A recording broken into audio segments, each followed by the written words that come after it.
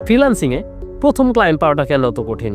আসলে প্রথম ক্লায়েন্ট পাওয়াটা আমাদের কাছে অনেক বেশি কঠিন মনে হয়। বাস্তবতা হলো আমাদের প্রথমে কোনো অভিজ্ঞতা থাকে না, কোনো ওয়ার্ক হিস্টোরি এবং রিয়েল টাইম প্রজেক্টের এক্সপিরিয়েন্স থাকে না, কমিউনিকেশন স্কিল দিয়ে তেমন কোনো নলেজ থাকে না, মানুষকে কিভাবে মোটিভেট করতে হয় এই ব্যাপারটা আমরা যথাযথ জ্ঞান রাখি না, যার কারণে মনে হয় যে প্রথম ক্লায়েন্ট পাওয়াটা অনেক বেশি কঠিন। আপনি যখন কন্টিনিউয়াসলি ক্লায়েন্টদের সাথে কথা বলবেন তখন প্রত্যেকটা ক্লায়েন্টকে আপনার কাছে নতুন নতুন ক্লায়েন্ট মনে হবে এবং প্রথম ক্লায়েন্ট মনে হবে। আপনি আপনার মাইন্ডসেট তৈরি করুন, একটা পোর্টফোলিও প্রজেক্ট তৈরি করুন, প্রপার কমিউনিকেশন চর্চা করুন। ChatGPT আছে, এছাড়া আরো অনেক টুলস আছে যেগুলোর সাথে আপনি আপনার কমিউনিকেশনটাকে একটু ঝালিয়ে নিতে পারেন, বা ওকে বলতে পারেন যে আমাকে একটু পরামর্শ দাও কিভাবে আমি ক্লায়েন্টদের সাথে কথা বলা শুরু করব, ক্লায়েন্ট আমাকে মেসেজ দিলে প্রথম আমার কথা কি হবে এবং কিভাবে অ্যাপ্রোচ করলে সহজে মানুষের মন জয় করা যায়। কথাই হচ্ছে যে মূল বিষয়, বুঝছেন? আপনি একজন মানুষের সাথে কথা শুরু করলেন, সেটা যদি মনে হয় যে আপনি রাগান্বিত স্বরে কিছু একটা বলতেছেন। আমি নিজেও ভুলটা করতাম। শুরুতে যখন আমি ক্লায়েন্টকে মেসেজ লিখতাম মনে হতো আমি তাকে অর্ডার করতেছি বা কমান্ড দিচ্ছি।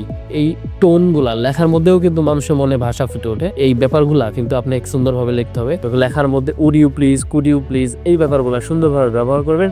দেখবেন যে ক্লায়েন্ট মনে করবে আপনি ওকে রেসপেক্ট দিয়ে কথা বলতেছেন, সে মোটিভেট হবে সহজে, আমরা সহজে কাজ পাবেন। এই সমস্ত গুরুত্বপূর্ণ ইনফরমেশন পেতে হলে কিন্তু বস আপনাকে লাইক, কমেন্ট, সাবস্ক্রাইব করে সাথে থাকতে হবে।